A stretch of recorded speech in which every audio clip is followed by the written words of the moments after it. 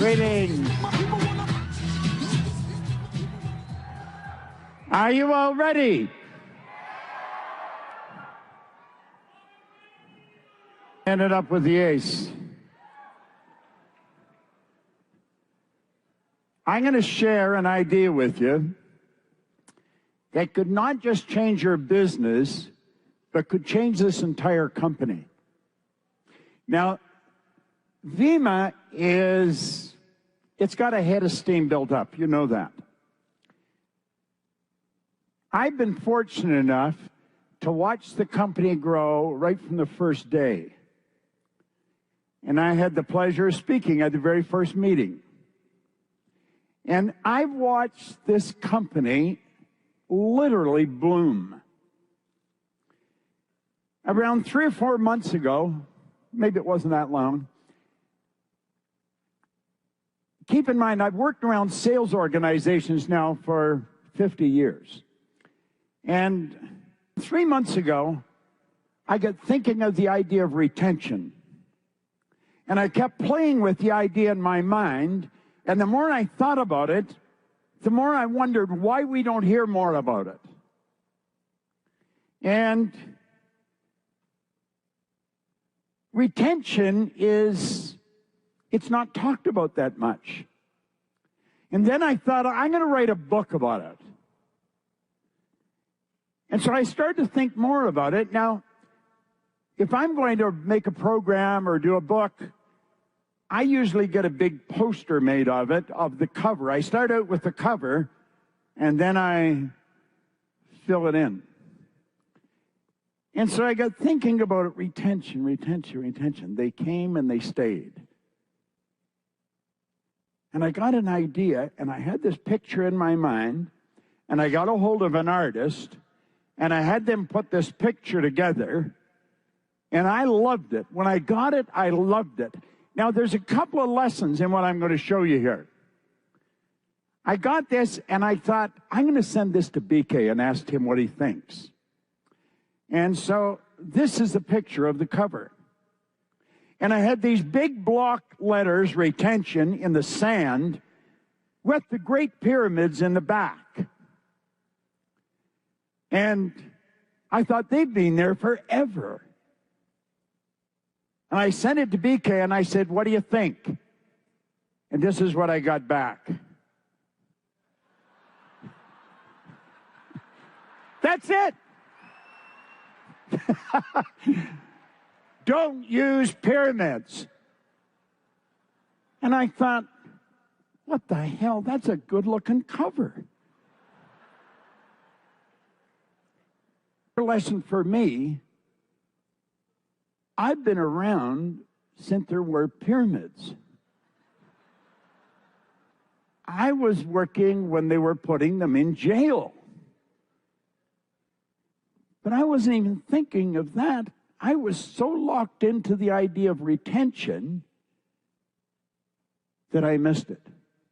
And you know, it took me a couple of hours after I got the text back from them, don't use pyramids. And so I said, oh, okay, I won't use pyramids.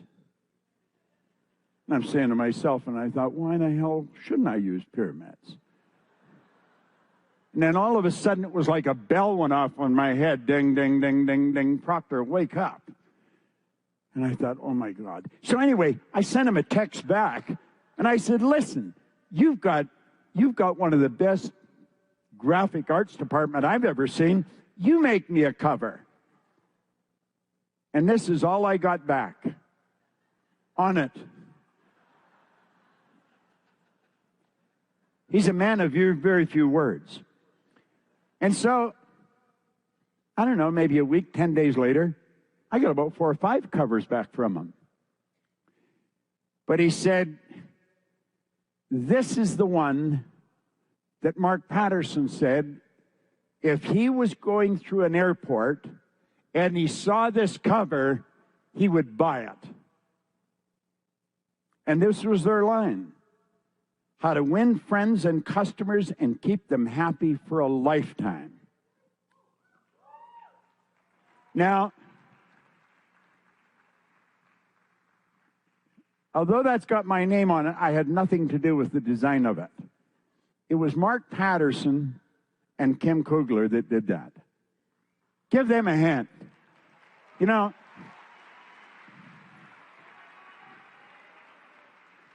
I was telling Mark backstage, I work at a lot of conventions, and I've worked at a lot of conventions over the past 40 or 50 years.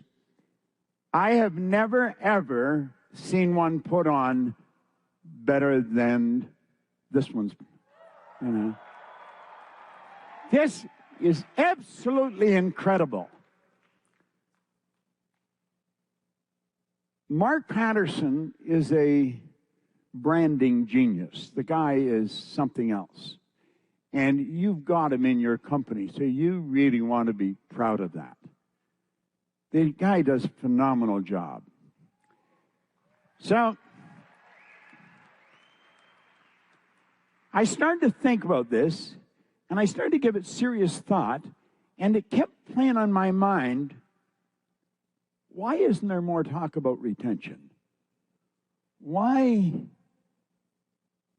isn't it right up at the top when it comes to priorities? So I took a look at it. What is retention? And not only what is it, but what will it do you? And I don't know if I phoned BK or text him, and I was talking to him about it, and he laid the key on it of what it is. He said that retention is the holy grail of business. Yet it literally is. Now, what you want to ask yourself is, how much do you talk about it in your organization? How much serious conversation is there?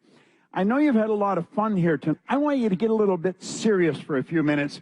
This is without question one of the most important subjects any sales organization could ever spend time with.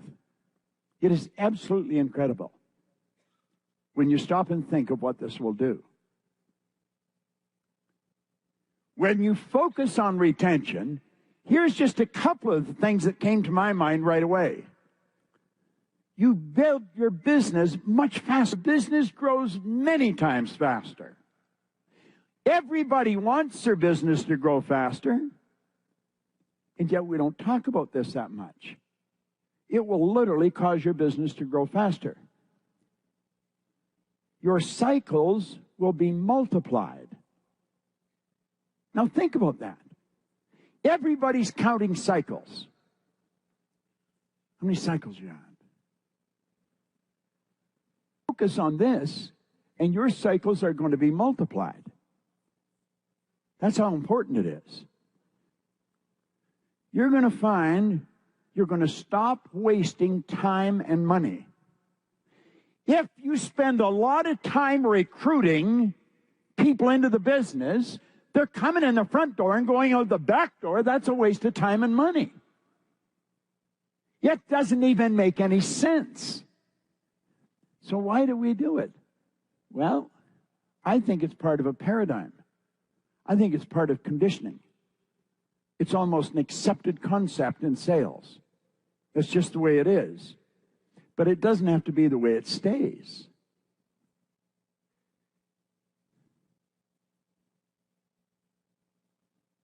Plus, you're going to develop strong leaders. You just get focusing on this one thing, and you're going to develop strong leaders. You will. And even more important, you're going to find that retention eliminates attrition.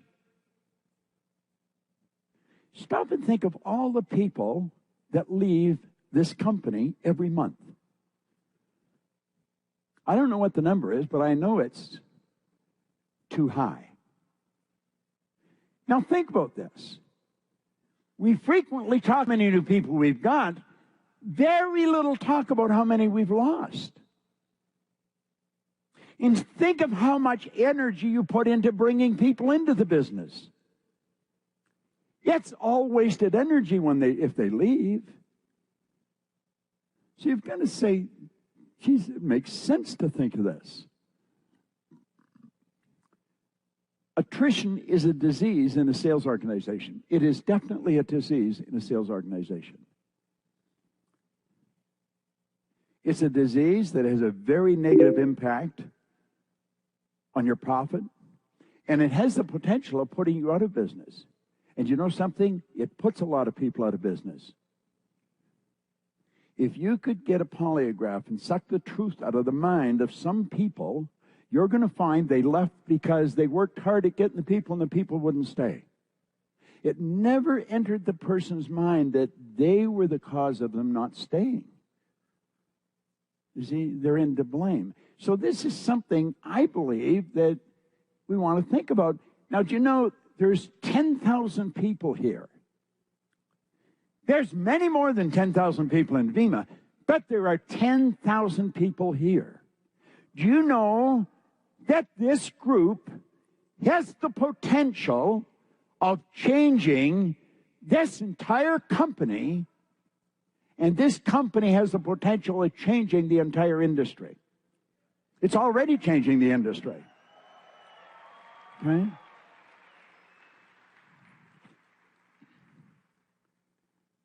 I want to suggest together we fix the idea of retention in our mind.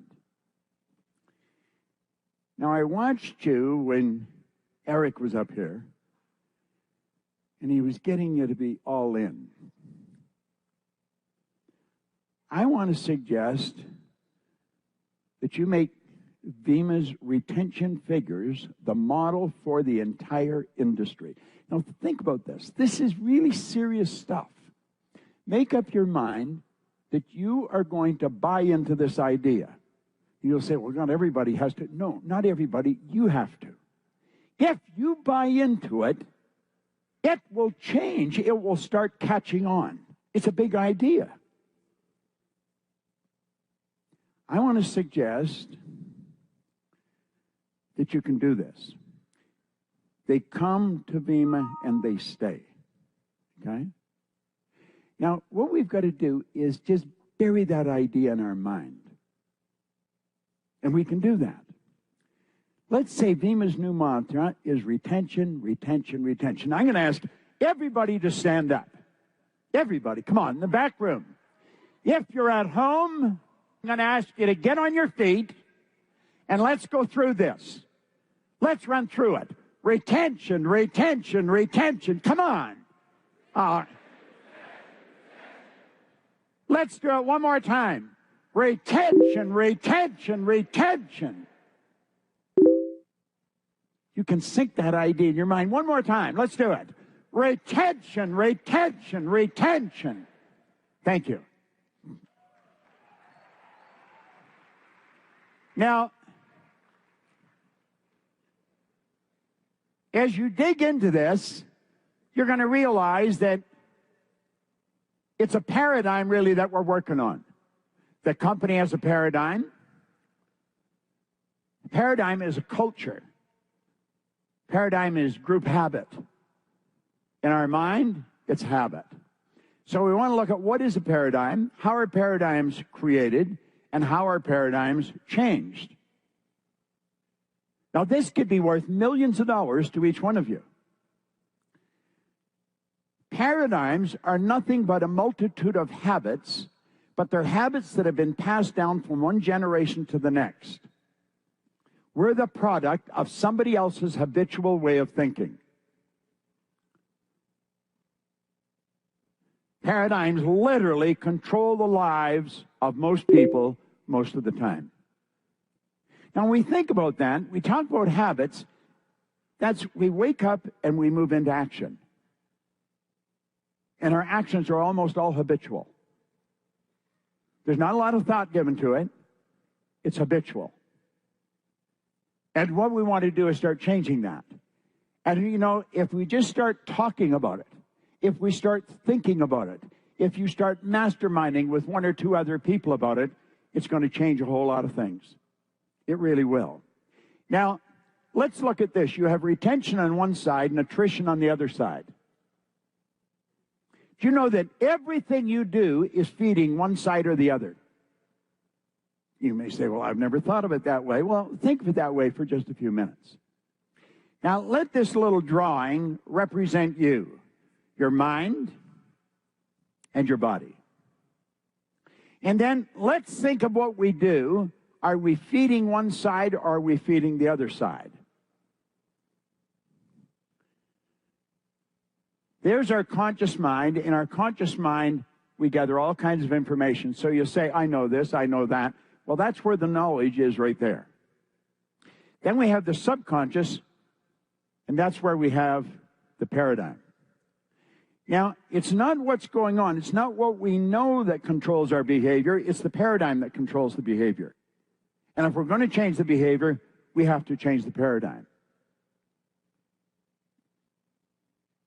And you know something? It's a choice as to which way you're going to go. Now, most people make the choice, but it's an unconscious choice. They make it unconsciously. They don't really think about it. But let's think of this for a moment. You either do what has to be done, or you don't do what has to be done. Why would a person not do what has to be done? Because we're not doing what has to be done, we're feeding the attrition side. We're causing things to leave the business. It's why we feel. It's how we feel. Michelle Barnes said something, I picked it up today. When you don't want to go, it's when you need to go. Why don't people do things? They don't want to do them. And that's when we need to do them. It's because we don't feel comfortable doing it. And we don't feel comfortable because of the ideas or the choices that we're making. And so we don't do the thing that has to be done. Now think of this for a moment. I have heard many people in Vemma, I would talk to them about how they're doing, and they say, I just don't have anybody to talk to. Now that isn't true. They probably live in a city of 1 million or 2, but they don't have anybody to talk to. They do have somebody to talk to. It's that they don't feel comfortable talking to them. They don't feel comfortable talking to someone that probably doesn't want to talk to them about something they don't want to talk about. But we've got to get through that wall and get the idea across of what this is all about. You just saw the Alcazan family up here, the entire family. They're earning millions of dollars. They're having a phenomenal time, and they're doing what they love to do. See, the paradigm is the choice. Now, here's something I have found a long time ago. Successful people are willing to do what makes them feel uncomfortable in the interest of growth. Successful people are willing to do what makes them feel uncomfortable in the interest of growth. I remember when I first started to teach seminars or speak, I had studied this for quite a long time. I'd gone through an enormous change in my own life, but I wasn't really sure of what I had done. And so I started to study. It took me about 9 years to figure out what I had actually, how I made the change. And when I got it figured out, all I wanted to do was teach it, but I was quiet, and I was shy, and I was withdrawn. I wouldn't even ask a question in a crowd. But I really wanted to teach this. The desire to teach it was so strong. And I watched Bill Gove one night working with an audience, and I thought, that guy is so good at what he's doing. And I made up my mind I was going to learn to do what he was doing, and I was going to get him to teach me. Now, I don't speak anything like Bill Gove did, but Bill Gove taught me how to be comfortable in front of an audience.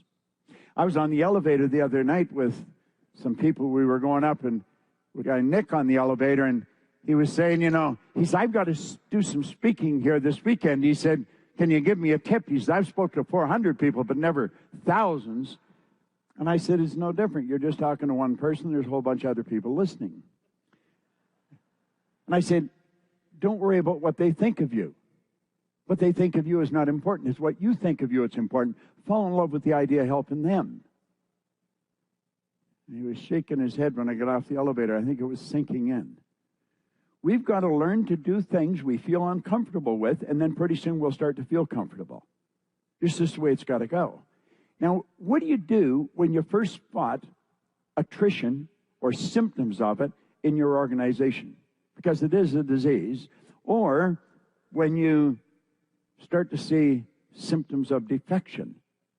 Because you do hear about it, and you spot this disease, you spot symptoms of it. I believe what you should do immediately is quarantine it, isolate it, and then treat it.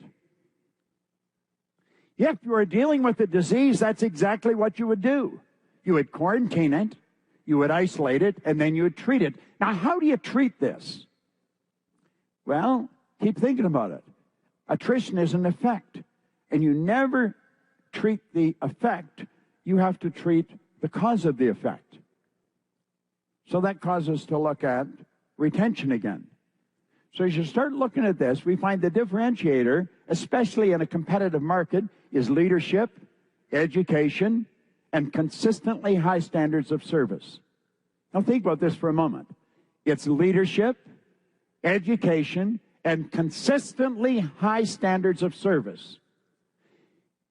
If you want to cut down attrition, work toward eliminating it, there it is right there. It's leadership, education, and consistently high standards of service. Now, I have looked at this, and I've looked at this company. I watch it pretty close. I'm very observant of where I'm working, what's going on.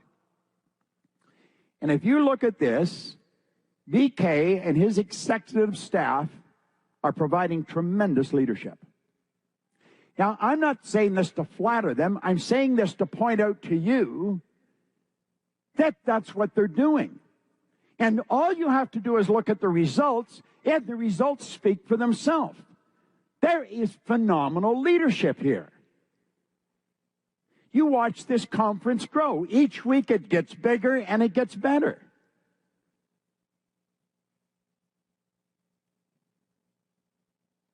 You look into it a little further, you're going to find the entire team in the head office are delivering consistently high standards of service. I didn't know who Carolyn Pattison was, but I was getting emails from her, and if I asked her a question, bang, I'd get the answer right back again. And I was mentioning to Mark, I said, she is really good. I met him we were coming down the elevator, and he said, I'm going to take her and some of the others to dinner. She is good. See? I watch sometimes Linda working with people, and I hear her talking to them, and she walks away, and I'll say, she says, they're just phenomenal. There's a tremendous team in that head office. So let's look at this. You've got excellent leadership at the top. You've got strong executive staff. You've got a phenomenal office staff. So you have to ask yourself then, why is there attrition? If it's there, why does anybody leave? At some level, the factors that cause retention get neglected. It gets watered down. Now, if you think about it, BK doesn't deal with everybody in the office. He deals with the executive staff. The executive staff deals with managers. The managers deal with people. But then you get out into the field, and it starts to go down, down, down, down, down. There's layers and layers and layers of affiliates. And it gets watered down. And so the leadership, the education, and the consistently high standards of service, it gets watered down. And that's why people leave. People always leave leaders. Almost always. They leave the leader. They don't leave the company. Why do you find a person wanting to jump to another? You'll find some affiliates want to go and move to another line. Why would they want to do that? When I was working on this, and I've been working on this for a while, I went in the kitchen one night, and I come out of my office, and I said to Linda, I said, if somebody offered you, and I was being very serious with her, a lot of money, I'm talking about some real big money, to go to another company, would you go? And she looked at me, she said, no. Like she thought I was asking her something bad. I mean, it was just, I shouldn't have been asking. I was just testing her. Why didn't she want to go? She's happy. Do you think Tom would leave? Or Bethany? Or their family? No. Think Ruth's going to leave? No. Why? Well, there's probably many reasons why they're happy. They're being fulfilled. Everything they want, they're able to get. They're living the life that they want to live. So it goes back to leadership, education, and consistently high standards of service. Now, Peter Drucker is somebody I love to study.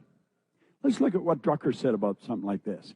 He said, your first and foremost job as a leader is to take charge of your own energy. Now think about that. Your first and foremost job as a leader is to take charge of your own energy. You've got to make sure you got your head in the right space. You're looking at your business the right way. You see, if you really pay attention to everything that comes from the platforms here at this conference this weekend, and make up your mind, you're just going to take one or two ideas and you're going to burn them into your mind and incorporate them into your life. It's with you. Forget about everybody else. It's for yourself.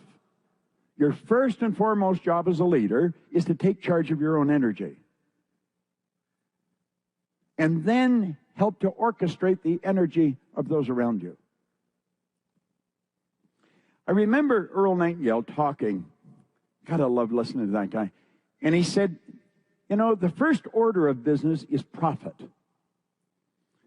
But he said, if you don't earn a profit, you're going out of business. But he said, that's not the purpose of any human organization.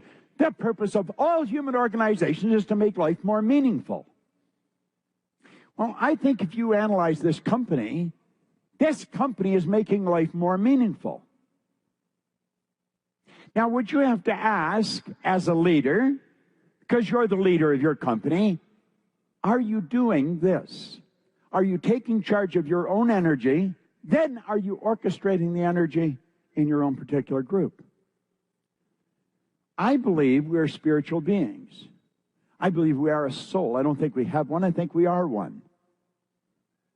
And I think we've got to find an environment that's conducive to the unfoldment of the soul. We've got genius locked up within us. We've got to learn how to put ourselves into an environment that causes it to come out, bring it to the surface. Now, where does retention begin? This is something to think about.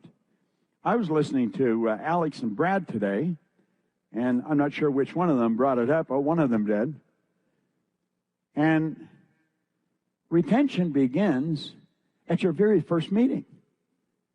At the very first meeting.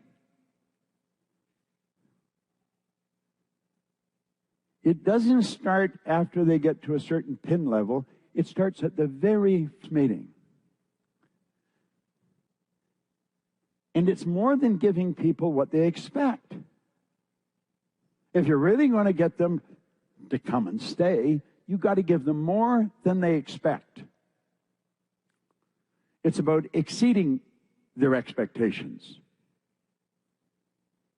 And when you do that, you're going to build loyalty to your group. Now, there's phenomenal loyalty in this company.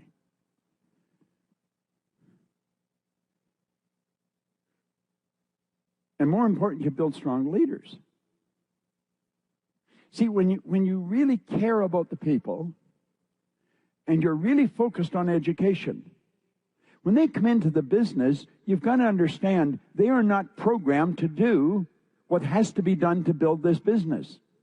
They're going to have to start doing things they've probably never done before. They're going to have to change their habit patterns. They're going to have to look at this from a totally different perspective, and it's your responsibility to help them become aware of all that.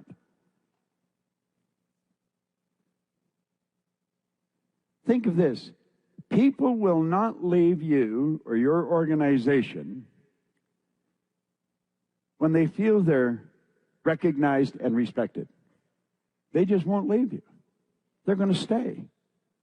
And you will find that there's phenomenal loyalty in different groups. You go to the top level, there's phenomenal loyalty amongst all the ambassadors and to the company, to the elite, to the company.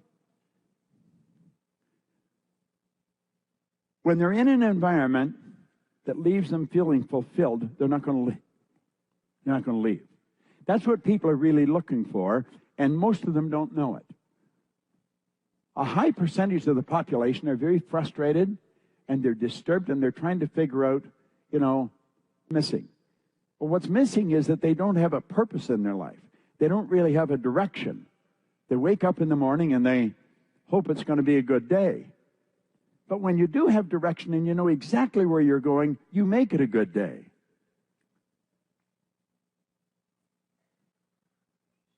Napoleon Hill said, if you're one of those people who believe that hard work and honesty alone will bring riches, he said, perish the thought, it's not true. Riches, when they come in huge quantities, are never the result of hard work. Riches come if they come in raw in response to definite demands based upon the application of definite principles and not by chance or luck. So you see, I think the definite demands is very important. We've got to demand it of ourselves. And then we have to apply certain principles. It all happens by law. I'm very much into the laws. I believe this whole universe operates by law. Werner von Braun said that the natural laws are so precise that we don't have any difficulty building spaceships, sending people to the moon, and we can literally time the landing with the precision of a fraction of a second. He also said these laws must have been set by someone. But everything in the universe operates by law. Well, when we bring our business into harmony with the law, the business is going to grow. When we bring our life into harmony with the law, we're going to grow as individuals. If we're ignoring retention, we're focused in the wrong area. If you're trying to stop attrition, you don't do it by focusing on retrition. It's like if a person's goal is to get out of debt, they probably stay in debt forever. You don't get out of debt by focusing on debt. You attract more debt. You eliminate the debt by focusing on prosperity. When you start focusing on the leadership, the education, and the consistently high levels of service, you're going to start moving away from a lot of the attrition. So we find people coming in, they want to earn money. Well, the money has to be earned. You don't make money. You'll hear people talking about how much they're making. Nobody makes money. People that make money work in the mint, or they're in jail or on their way there. Everybody else earns it. Money has to be earned. Yet it's going to come to them in response to definite demands and by applying certain principles. Now let's come back and look at the mind again and think about what we're dealing with. In the conscious mind, we build dreams. And we talk to people about dreams. It's one of the biggest things in network marketing. I think it started with DeVos and Van Andel. They got the network marketers really going, and they got them focusing on dreams. They take ordinary people who are struggling, yet they get them to move away from looking at their present situation and build a picture, a dream in their mind. And you know, you can do that very well, but it isn't the dream that controls the behavior. The dream does not control your behavior. So you got people with great big dreams, but not many cycles. They got big dreams, and they're not building any leaders. They got big dreams, and the results just aren't there. Yet they talk about their dreams, but the results, why aren't the results there? It's because the paradigm is controlling the behavior. They know nothing about it. Go and ask some of the people in your downline what they know about paradigms. Most of them don't know. Most of their behavioral patterns, every day, they're doing the same thing. And they're not working on retention. They're trying to get, and it doesn't work. Joel Barker wrote a book on paradigms back in 1990. He said to ignore the power of paradigms to influence your judgment. Yes, to put yourself at risk when exploring the future. Paradigms is something you don't hear a lot about. You hear more about it now than you did maybe 10 years ago, but you don't hear a lot about it. You don't hear a lot of people talking about it. And yet paradigms are controlling this company. Paradigms are controlling you. You may say, oh, no, they're not. Well, that's fine. But in 54 years of studying it, I'm thoroughly convinced. I work with psychiatrists. I coach psychiatrists. And you know, most of them have never really taken a look at the paradigms. They get into all kinds of analysis and therapy, and they never take a look. I'm working with a woman right now in Toronto. She's the head of the psychiatric group in Toronto. Tina Chadha, very, very bright woman. Yet she's talking about the head and the heart, how the merging, the highway between the head and the heart. There's so much we're learning, but we don't learn much about paradigms. Yet paradigms are literally controlling this company. The company operates with a culture. Culture is nothing but group habit. Group habit is a paradigm. Well, when we bring a person into the business, if they don't look at this, odds are pretty good they're not going to change too much. We've got to help them realize that if they're going to get the dream, you got to get them to really want it. Then they have to work at changing the paradigm. So that's where the education comes in. And if you're the leader, you've got to supply the education.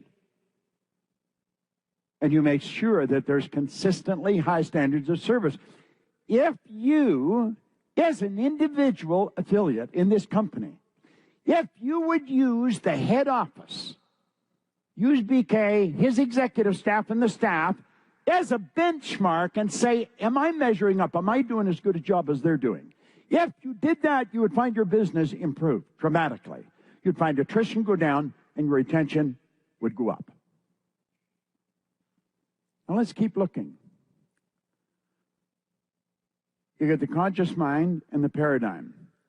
Now, if we're going to help the person win, we've got to help them understand how to change the paradigm. I have found that all the material in here is material that I would teach maybe in a different way, but it's all cover bases for changing paradigms. Now, you may have never looked at it that way, and I know maybe all of you don't use the roadmap, but just you must use something along this line if you're really going to help the people grow. So even if you don't use it, if you open your mind for a minute and just look at this the way I've been looking at it here over the past couple of months, just putting this together for this presentation. What you see here are basic steps that must be taken if a person is going to alter their paradigm. And if they're going to win, they've got to alter the paradigm. If they don't, they will eventually muster out of the business. Good people, smart people, nice people, but they don't make it.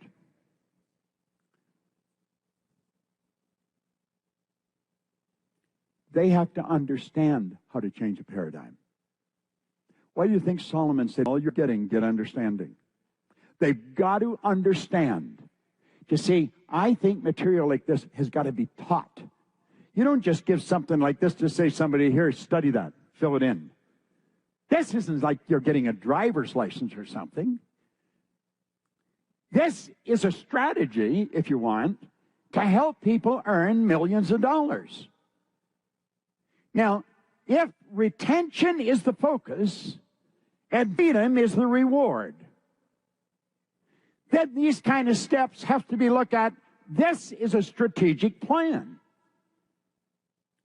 If you're going to build anything of any consequence, you have to have, I'll lay you odds if you could get into the head office and get into the heads of Mark and BK and Peter and the various, they've got a strategy.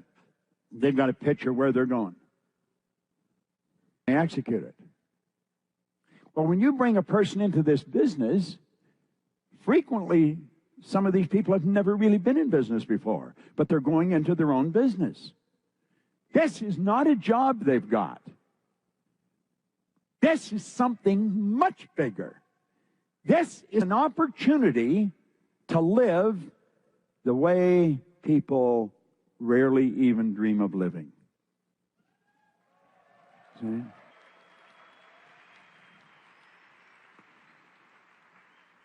I heard Tom tonight, I've heard him say this before, when he came into network marketing, he thought if I could get an extra $200 a month, if I could just get an extra $200 a month, and he ends up with an extra $200 a minute. Take a look at top people in the company.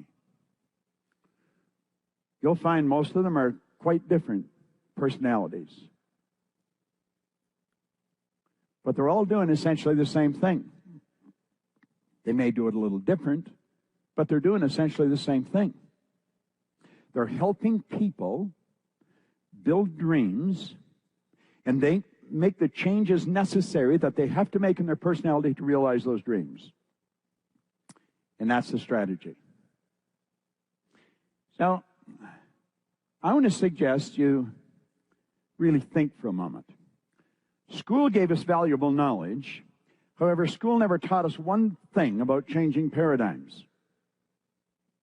Now, this is rather strange. I find it very strange because I didn't go to school. I went to high school for 2 months.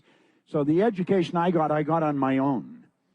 I didn't get it in a formal situation. But in working with some of these professionals that I work with, I'm always amazed that this isn't something that they really pay attention to. So you'll find a person go out into the world with superior knowledge, and yet they're getting inferior results. Now, that causes a lot of confusion and frustration. And that causes confusion and frustration with a lot of affiliates in this company. They got all kinds of knowledge. They're absolutely brilliant, and yet they're blowing it. They're not making it. Why? Well, let's take another look at it. There's the individual, and there's all the knowledge in their consciousness. You can give them the roadmap or whatever it is that you give in your particular group, and they'll study it. And if you ask them questions, they could probably answer them fairly. But yet, if you look at the results aren't there. The results have no relationship to the knowledge that they have. You'll find people that are absolutely brilliant, and they're broke. Why is that? It's because the part of our mind that has all the knowledge is not the part that's controlling our behavior. And I can assure you, most of the people that you're bringing into your organization today do not understand that. It isn't just being able to repeat it, I'm talking about really understand it. You see, their paradigm is what controls the behavior and causes the result.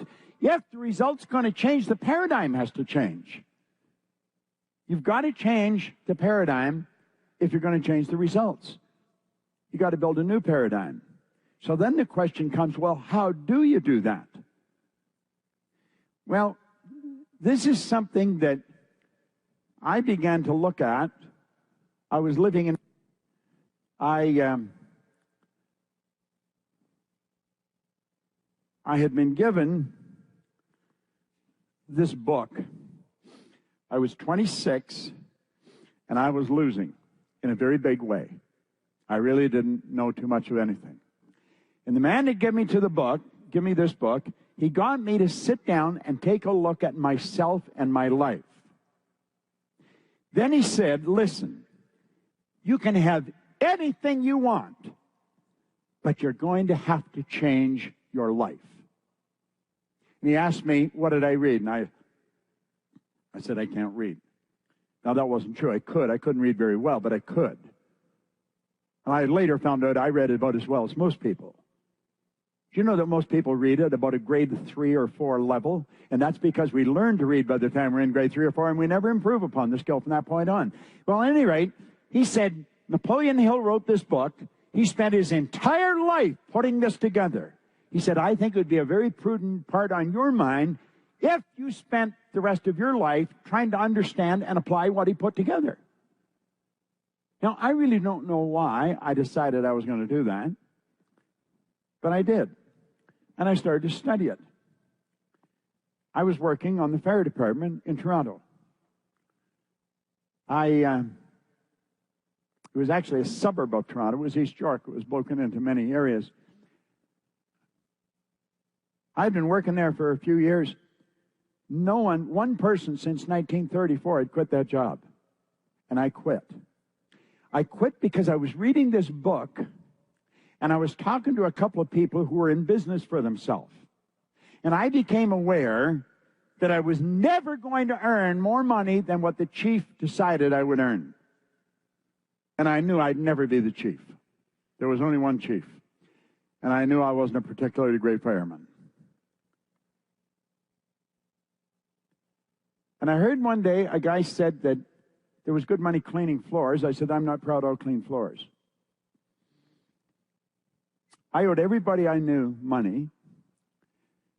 And I had to borrow $1,000. It was $980 to be exact, to buy a used floor machine and a bucket and a mop.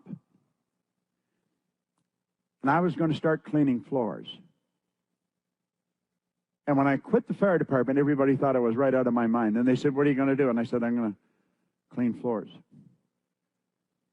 He looked at me and said, are you serious? I said, yeah. I was almost embarrassed to tell them. But I did it. Now, do you know, at the end of the first year, studying that, being coached by a man and doing what he told me, his name was Ray Stanford, I was earning $175,000 a year. Now, there's all kinds of people in Vemma that start out much the way I was, and at the end of the year, will be earning that kind of money. In less than 5 years, I was cleaning floors in Toronto, Montreal, Boston, Cleveland, Atlanta, and London, England. And it was when I was in England that I was sitting and I was trying to figure out,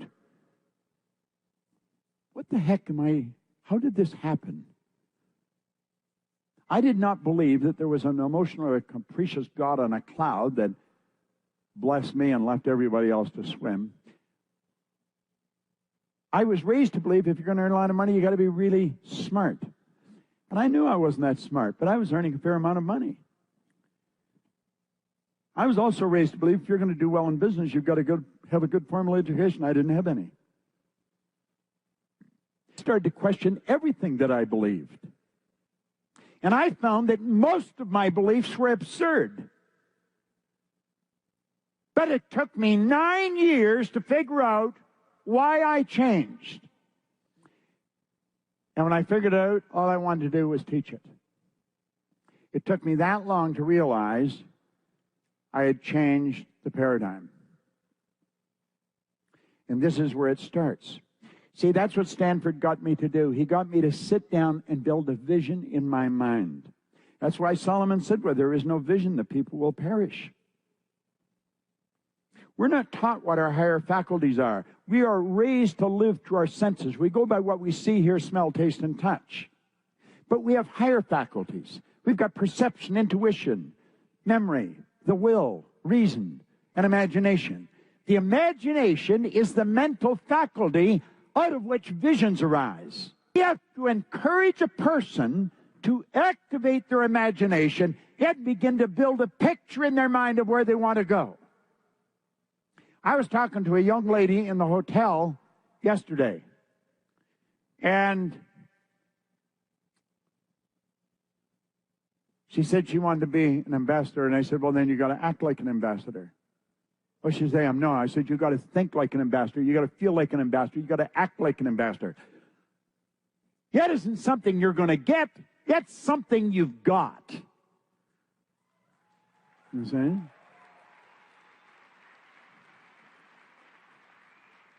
There's an enormous difference there. Most people are working toward getting there. You've got to already be there. You've got to build the picture and live with it.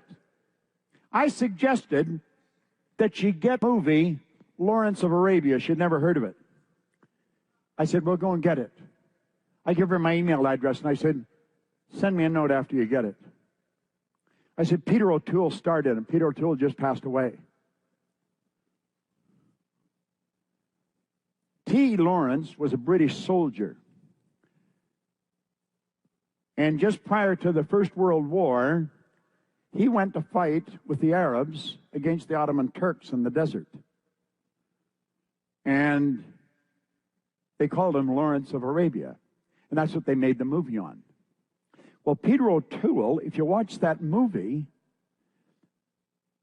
he mentally became Lawrence. When you see him riding on the camel and you look at him, he's not acting.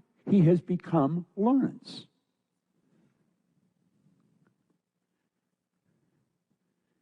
Go get the book by Stella Adler, The Art of Acting. It's a phenomenal book. She was one of the greatest acting teachers that ever lived. She was Marlon Brando's teacher. In fact, he wrote the foreword in the book. Now, Stella Adler never actually wrote a book. After she passed away, a man named Kissel took all her lessons and put them in a book. So when you read the book, it's not like you're reading a book. It's like you're going to her acting classes. Now, all the great told us we've got to act like the person we want to become. Well, this isn't just a phrase. This is the actual deal. You've got to build the vision in your mind. Then you've got to buy into the vision. You've got to become it. This was the first thing Bill Gove taught me. Is you're going to see yourself doing what you want to do. Let that idea rule. Don't let the paradigm control you. Build the picture in your consciousness. And that's what you have to do. But you've got to teach the person to do this. That's one of the first steps.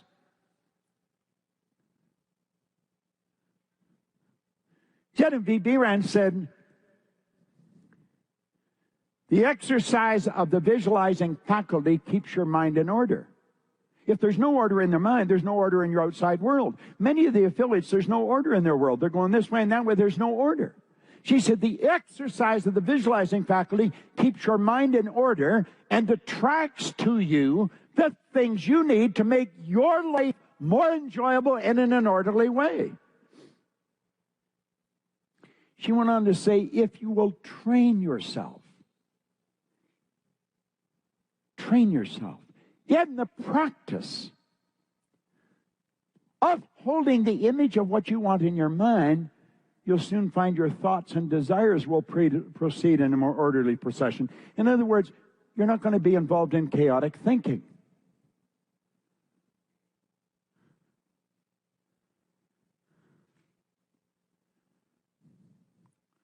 We are only limited by weakness of attention and poverty of imagination. That's it. We are only limited by weakness of attention and poverty of imagination. The great secret to building your Vemma business is a controlled imagination and a well-sustained attention firmly and repeatedly focused on the object to be accomplished. Get the picture in your mind. Play this game for a moment. Ask your imagination, what do you see coming my way this year? Look at your imagination as being some part of you that you can talk to, and it'll talk back to you. Where do you see coming my way this year? Get your imagination going. Get your heart into it. And then get specific. Really dream. Don't just come to the conference and leave and say, wow, it was great. Leave with a specific dream in your mind and make up your mind what you're going to come back here as on the physical plane at next year's conference. You can take quantum leaps in a year. A year's a long time when you're really applying yourself. Visualizing, it's the biggest thing there is. Now, when I first started to read that book and follow Ray's direction, that's what I was. He didn't talk about visualizing because you got to get a picture of what you want. Then you have to be coachable. Do you know that most people are not coachable? I have a coaching company.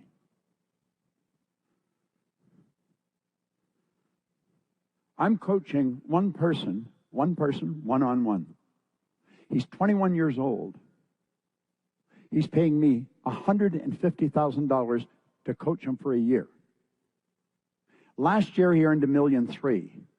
This year, he'll earn $4 or $5 million. He's 21 years old. Kid's absolutely brilliant. He's coachable. He's 21, and he's got the mentality of somebody in their 40s or 50s. He's brilliant. But most people are not coachable. I find that people want you to coach them, but they want you to coach them their way. It doesn't work. It does not work. I was very fortunate that I met the man that I did in 1961. I was 26. His name was Ray Stanford, and he said, if you do exactly what I tell you, until you find out that I'm lying to you or that I don't know what I'm talking about. Now, he said, I don't tell lies, and I do know what I'm talking about. And God only knows why I decided I was going to do that. I had never done that with anybody. I was not coachable up to that point, which is the probable reason why I was losing. And I started to do exactly what he told me. And then I got Earl Nightingale and Lloyd Conant as coaches, then Bell Vanderwall, and Dr. C. Harry Roeder, and Bill Gove. And I did exactly what those people told me. It's helped me earn millions of dollars. I sat in a den in a house in Maplewood Lane in Glenview, Illinois. And I made up my mind way back in 1970 that I was going to build a company that operated all over the world. And we're in over 100 countries today. And I didn't get that smart. But you want to know the secret? You've got to have a good team. You've got to have a good team. If you're going to have a good team, you've got to be a good team leader. There's excellent leadership in this company. Use them as a model. Make up your mind you're going to do what they tell you. And you're going to win in a big way.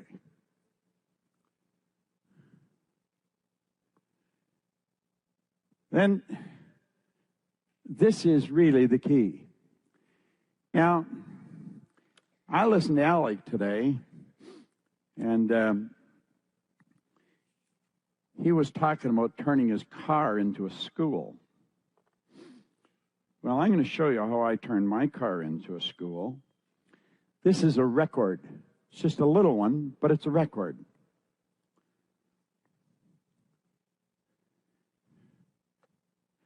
And this is a record player. It's a portable record player. I drove around with this for a long time. And I still have it beside my desk.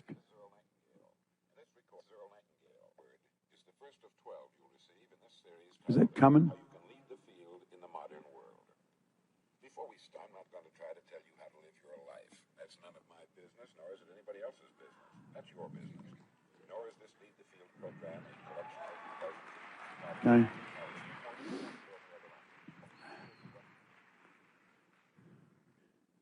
I have listened to that record thousands of times. You see, attitude is something that controls our life. It literally controls our life. As I was listening to this,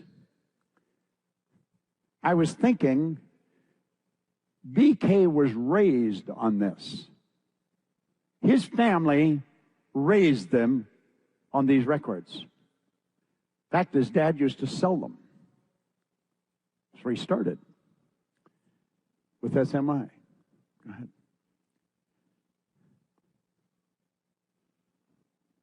His paradigm is manifest in this company. Your paradigm is manifest in yours, and mine in mine. Our attitude is our way of thinking, feeling, and action. It's everything about us. Changing attitudes is not a simple thing to do. And without the repetition of information, the same information over and over again, odds are pretty good the attitude will not change. Earl called it the magic word. Well, I played that record over and over and over again, thousands of times. And you know something? It's what changed my attitude. Now, it took me 9 years to figure this out. It was by listening to this information over and over again, the same information. See, if a person's going to change their behavior, if they're going to change their behavior, they have to change their paradigm. If they're going to change their paradigm, they've got to start programming new information into their mind. Because your paradigm is both genetic and environmental. It's been ideas programmed into your subconscious mind before you ever had the ability to think. And if we're going to change it, we're going to have to change it the same way it was programmed. It's totally illogical what we have to do, which is the probable reason so few people do it. Now, this is part of what you're teaching. This is part of the strategy when you bring a new person in. If they don't understand this, odds are pretty good they will not stay. Then you've got to hit them with the big one. They've got to make a commitment. But the commitment is a two-way thing. You don't make it all alone. You got to make one to them, and they've got to make one to you. I was working at the LAX Marriott here just probably about a month ago. And Sandy Gallagher, who's my business partner, she said, "Do you want to go for a walk?" And I thought, yeah, we'll get out of the hotel. So we're walking down Century Boulevard. It was a nice day. And I looked up, and I saw an enormous billboard. And I thought, wow, look at that. That is phenomenal. This is what I was looking at. We don't accept applications, only commitments.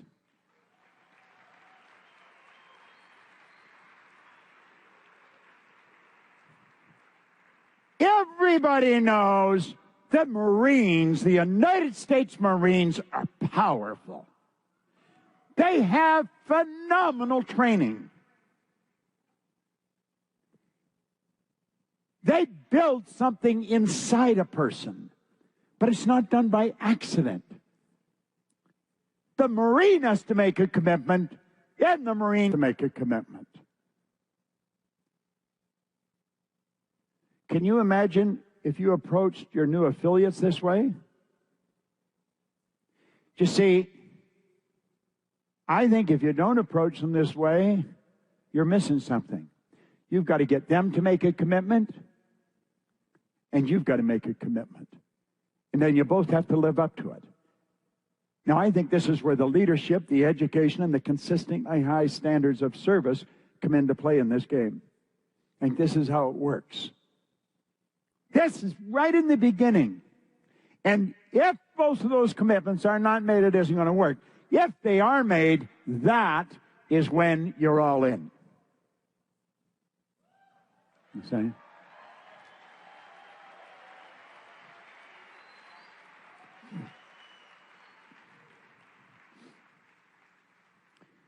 It all isn't a matter of saying, I'm all in. Being all in, it goes two ways. You got to get them to be all in, and you've got to be all in. You're going to make a real commitment that you're going to be there.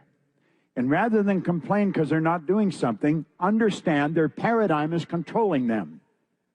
And if they're going to do it, you're going to have to help them understand why they're doing what they're doing, why they're not doing the things that they have to do. You may be uncomfortable, but if you're not prepared to pay that price, you don't deserve the reward.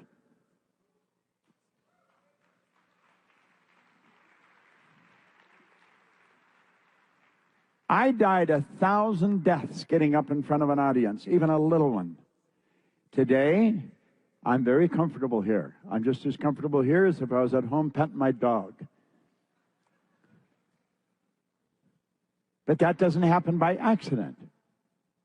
You program yourself for everything you do. And you must understand that your present results are a manifestation of your programming. One of the first things I ask a person if they come to work with me, what's the most you've ever earned in a year? I don't really care what the answer is.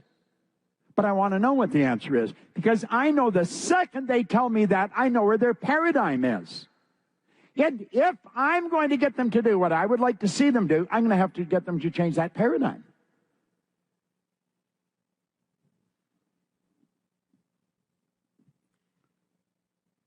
These young people that are making it, I guarantee you, they're changing the paradigm.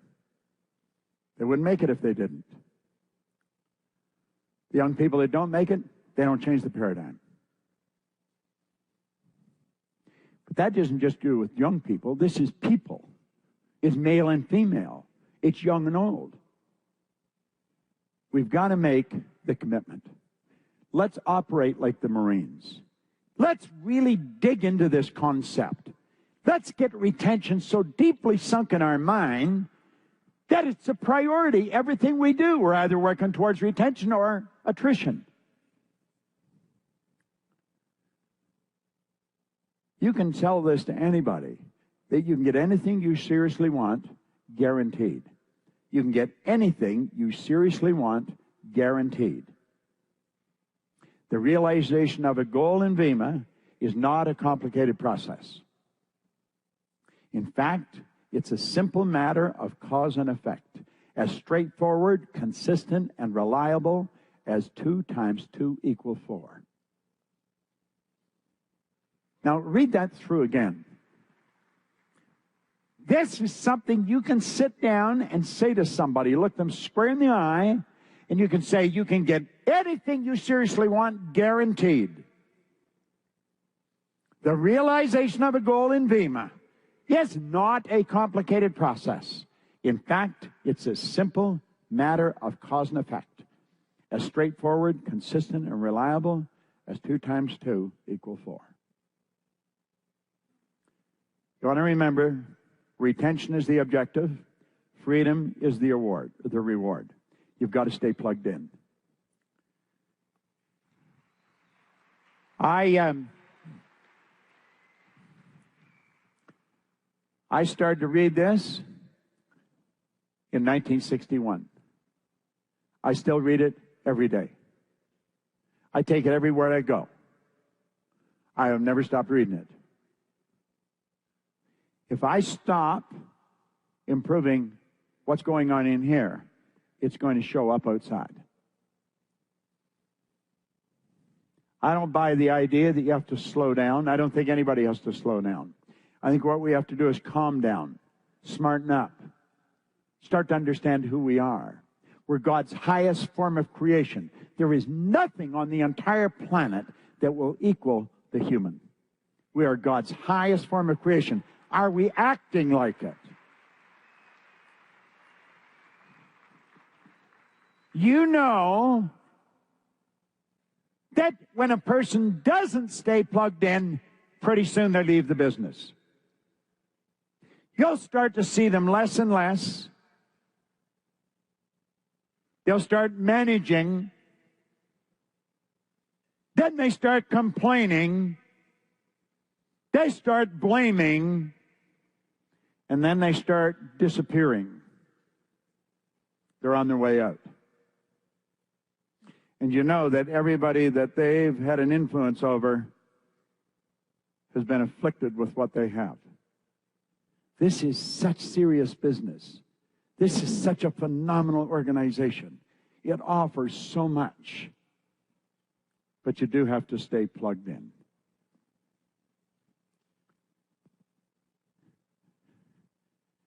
Daily activity is important because we only live a day at a time. We just live a day at a time.